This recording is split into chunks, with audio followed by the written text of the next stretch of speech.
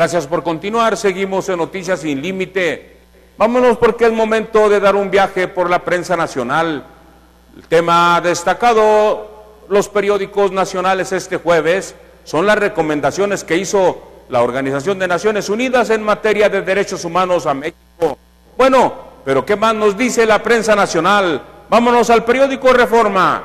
Bloquea a el crimen, la ayuda a Guerrero.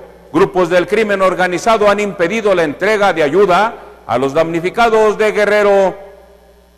Los delincuentes han evitado la labor de brigadistas y voluntarios que acuden con ayuda a las zonas de desastre, según reportes de funcionarios de los gobiernos tanto federal como estatal. Así lo publica el periódico Reforma.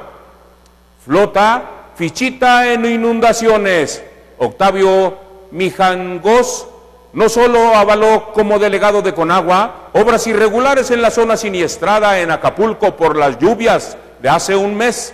El actual delegado de la Comisión Nacional del Agua, allá en Guanajuato, está asociado a actos ilegales, inundaciones y anomalías en la adjudicación de proyectos del Plan Hidráulico Integral en Tabasco, en otra entidad. En 2005 fue destituido como delegado de la Conagua en Guerrero. Ese mismo año elaboró para la inmobiliaria Geo, justamente la empresa favorecida con el 70% de los desarrollos habitacionales en la zona de Llano Largo en Acapulco. Con el apoyo de Mijangos, la inmobiliaria construyó un canal de descargas pluviales que colapsó, convirtiéndose en uno de los factores determinantes en la inundación en las zonas habitacionales. Que lo persigan, todavía sigue chambeando en el gobierno federal. Según las investigaciones federales, no existen autorizaciones para ese canal y se indaga la existencia de permisos apócrifos, tanto de Conagua como de la Semarnat. Ya veremos y ya diremos. Quema la Coordinadora Nacional de Trabajadores de la Educación el censo escolar de maestros.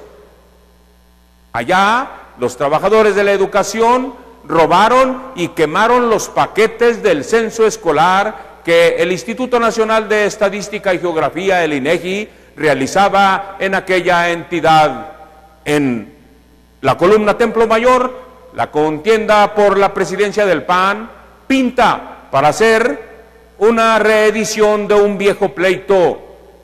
Quienes conocen el teje-maneje al interior del panismo consideran que la pelea estelar será entre Josefina Vázquez Mota y Ernesto Cordero, otra vez, sin que necesariamente uno de los dos se lleve el triunfo. Se pelearán y ganará a lo mejor un tercero. La clave está en los 12 millones de votos que obtuvo Acción Nacional en la pasada contienda.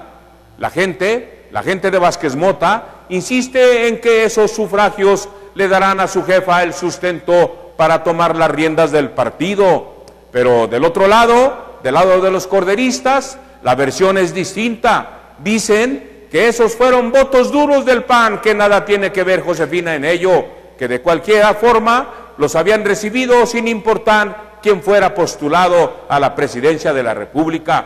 Desde esa perspectiva, calculan que Vázquez Mota terminará por restarle votos a Cordero, dejándole la vía libre a la reelección a Gustavo Madero. Así las cosas, pero vayamos al periódico Universal. La Organización de Naciones Unidas, dice el Universal, piden más control a los militares y a los policías. También en otra nota, endurecerán medidas contra la comida chatarra. Es estrategia nacional para la prevención y control de la obesidad, la diabetes, que el presidente Enrique Peña Nieto presentará en breve. Busca detener el avance de esta epidemia en el país y está construida sobre 3 pilares: atención médica, salud pública y una política regulatoria. Peña Nieto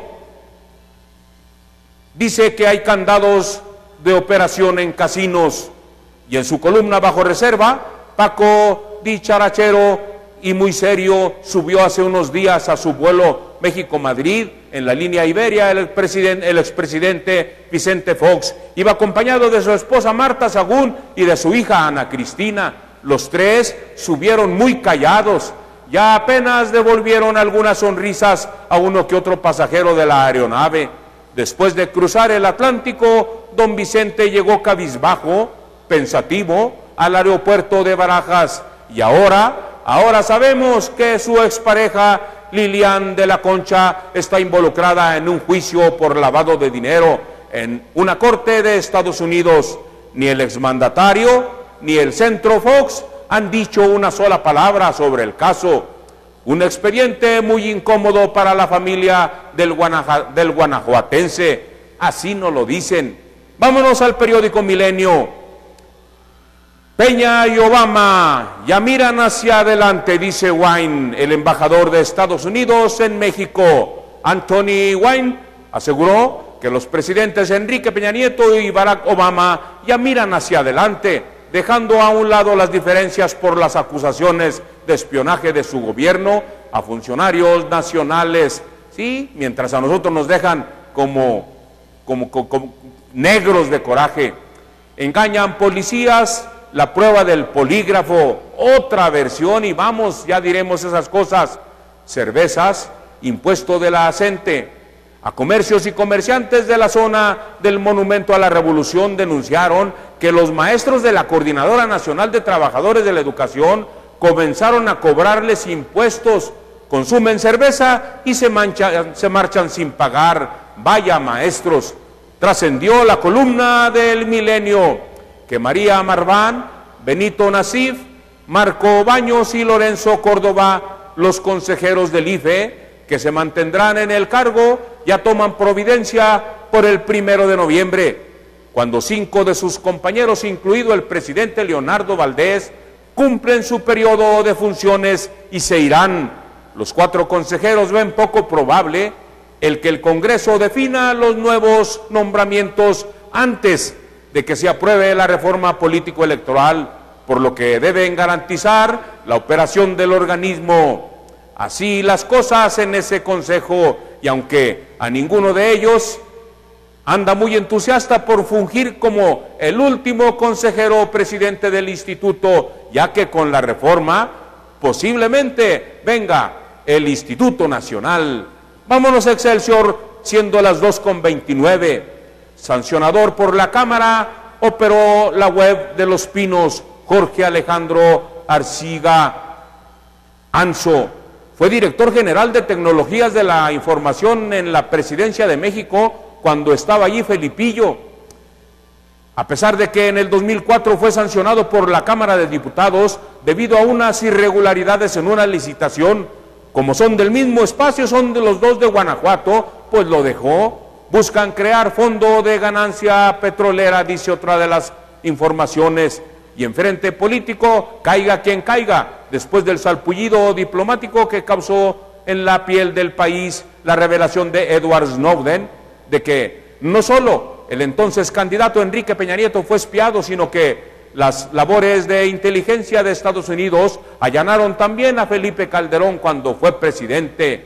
Miguel Ángel Osorio Chong, titular de Gobernación, advirtió que se realizará una exhaustiva investigación y caiga quien caiga, pondremos la ley en orden, y todo lo que sabe decir un político. ¿Usted le cree? Yo tampoco, y siendo a las 2:30, vámonos a un espacio contacto. Hoy regresaremos con la prensa local, dentro de ella la redacción de Contacto Hoy, para ver las noticias de Durango. Siga con nosotros.